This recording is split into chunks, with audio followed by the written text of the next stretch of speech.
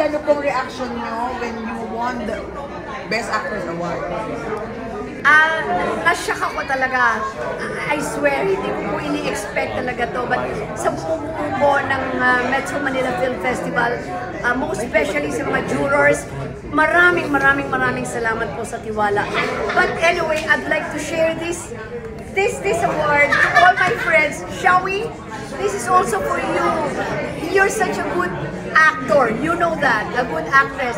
And also to my inaanak Marian and Ding Dong, mga inaanak ko sa kasalian. This is also for you. And also to my two friends. Si Uge at saka si Poki. Para sa inyo ito. Piolo, my son. I love you very much. Sa atin lahat ito.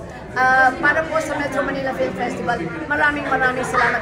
Hindi ko ina-expect kasi ang advocacy yan ng When I Met You in Tokyo family is first, sana maging box office. Ang pangalawa po ay sana maibalik natin yung pong mga manonood ng pelikulang Pilipino sa sine. Palagay ko nanalo tayo doon. So, ngayon ito ay napakalaking bonus and thank you Lord for the blessings. Continue to support the pelikulang Pilipino and support our movie and the other movies ng Metro Manila Film Festival. When I Met You in Tokyo.